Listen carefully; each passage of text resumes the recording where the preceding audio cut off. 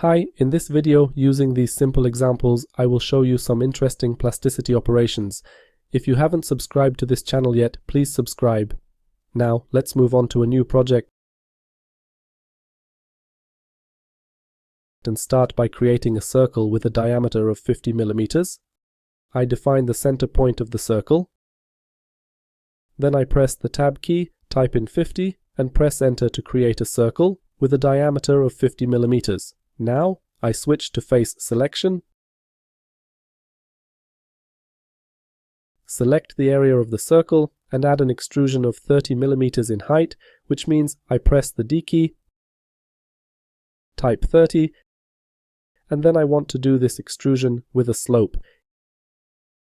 Here we have the angle parameter, and if we press the A key, we can define the slope angle. If we enter positive values, the slope is done as if towards the inside of the body, and if we enter negative values, the slope is done outward. Enter the value of 10 as the slope value.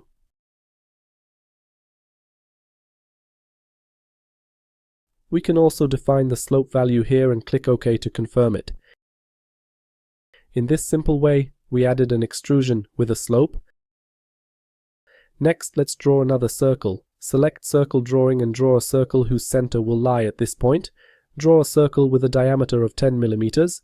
Here, I would like to point out one thing. I will cancel the circle drawing for a moment and notice that I am drawing a circle in this position. But when I press the V key, I can change the position of this circle. By simply pressing the V key, we can switch between sketch planes. We can draw this circle either on the XY plane or on the XZ plane.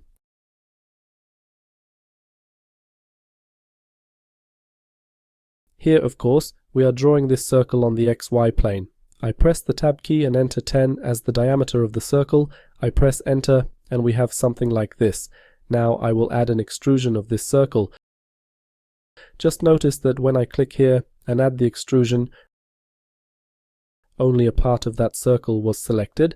This happened because we have another circle here. This circle is visible, and by selecting this area, we are only indicating the area that is within the boundary determined by the flat geometry. If I now deselect and turn off the visibility of this circle, turn on the visibility of the solid, and select this circle, now the entire circle has been selected. In this case, I would like to add an extrusion equal to the height of this solid. To do this easily, I press the Control key, hover over some geometry that lies on the upper face of this solid, and release the left mouse button and the Control key. In this way, the extrusion has been added to this height. In this case, we knew the height of this solid, but sometimes situations may arise where the height of the solid will not be known. And just in this way, using the Control key, we can add an extrusion to a specific element. For this extrusion, we will use the angle command. Press the A key and enter the angle value. Here we enter -10.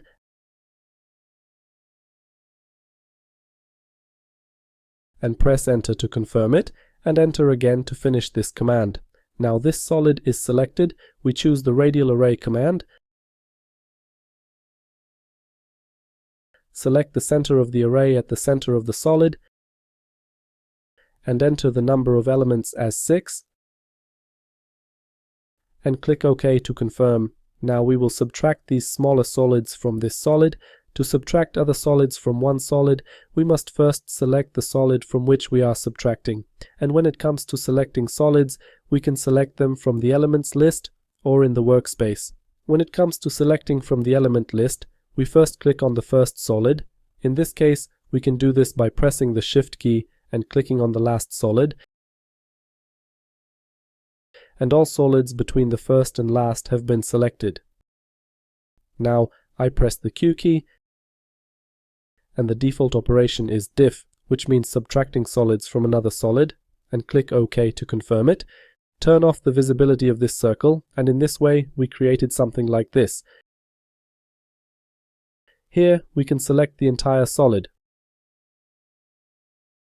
Press the shortcut Ctrl 2 and the fillet operation is activated by default. We can add fillets. I press the D key, hit 1, hit enter, and we added fillets with a radius of 1 mm. Okay, in this way we have created such a solid. Now we will create a second similar solid in a slightly different way. Select circle drawing and draw a circle whose center lies on the x-axis, and a circle with a diameter of 50 mm. That is, I press the Tab key, type 50, and press Enter to confirm. Next, I switch to face selection. We can do this by clicking on this icon or simply pressing the 3 key on the keyboard. Select this area and add an extrusion, which means I press the D key, type 30, then press A and enter 10 to add the extrusion with a slope. I press Enter and Enter again to finish this command. Now we will draw 2 circles. The first circle will be drawn here. Hovering here with the cursor will activate the snap, and I click with the left mouse button. I draw a circle with a diameter of 10 mm, which means I press the Tab key, type 10, and press Enter to finish drawing the circle. Now we will draw the second circle, which will lie on this face. To do this easily, I click on this face, press the spacebar, and a temporary construction plane has been activated. Now I select circle drawing and draw a circle whose center will lie here. That is, I click here with the left mouse button, then Tab, type 10, Enter. In this way, we have created 2 such circles. I close the view of the temporary work plane, and now I turn off the visibility of this larger circle. I select this circle, then with the Shift key this circle, and select the Loft command here. I press the L key. In this way, a solid has been created. I click OK to accept it. Now I choose the Radial Array command, and we will add a circular array of these solids. We define the center of this array here, and as the number of elements, we enter 10. I click OK, and in this way, we created such solids. Now similarly, just like in this case, we will subtract these smaller solids from this larger solid. To do this, first we select the solid from which we will subtract, then I press Shift and select the last solid in the list. I press the Q key and click OK to confirm.